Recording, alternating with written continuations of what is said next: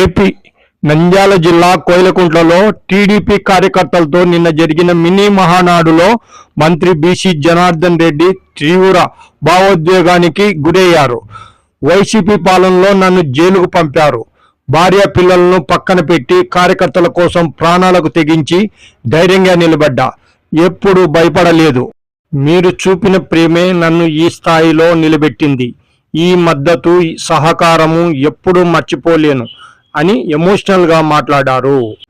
ఆ రోజు ఏది ఏమైనా కార్యకర్తలు బతకాలి, వాళ్ళ కోసం చేయాలి, వాళ్ళ త్యాగాల కోసం నన్ను నమ్మి నేను మొట్టమొదటిసారి పోటీ చేసినప్పుడు రాష్ట్రమంతా ఎదురుగాలికి ఇచ్చిన నంద్యాల పార్లమెంట్ నన్ను గెలిపించినారనేటువంటి ఒకటే ఒక ఆనందం, ఆ యొక్క మీరందరూ చూపించినటువంటి ఆలోచన. అనేక సార్లు అనుకునేవాను, ఎవరి కోసం, ఎందుకు అది నా ప్రజల కోసం.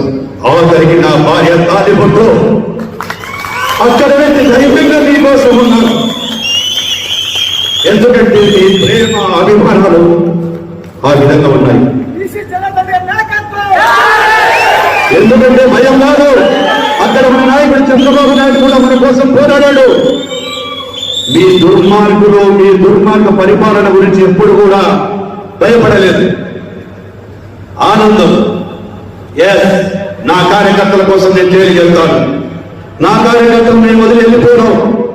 ఇదే ఎస్పీ వచ్చి అడిగారు, కార్యకర్తల కోసం నేను నిలబడతాను, నేనే జైలుకి వెళ్తానని చెప్పి నాతో పాటు 14 మందిని ఒకేసారి నేను జైలుకు పోవడం జరిగింది.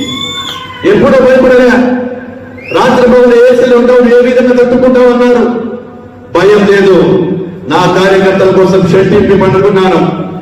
ఈగలు వచ్చినా గడపండా భయపడలేదు, దోమలకు భయపడలేదు, దేనికి భయపడలేదు. అందుకే మీరందరూ కూడా నాతో పాటు నిలబడ్డారు. మీరందరూ కూడా ఇచ్చారు. ఈరోజు ఆ గౌరవమే ఈరోజు ఇంత పెద్ద ఎత్తుకు తీసుకొచ్చింది. ఎక్కడ కూడా నంద్యాల జిల్లాలో గతంలో ఎవరు చేయలేనటువంటి మంత్రి పదవి నాకు గురించింది. అది అందరూ మీ అందరి సహాయ సహకారాలు, మీరు ఇచ్చినటువంటి సపోర్ట్.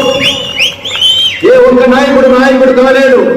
కార్యకర్తల ధైర్యము, కార్యకర్తల కష్టము, మీరు ఇచ్చినటువంటి భరోసానే ఈ రోజు ఈ స్థానంలో నన్ను నిలబెట్టింది. ఈ రోజు అందుకే నేను కార్యకర్త అంటే ప్రాణం.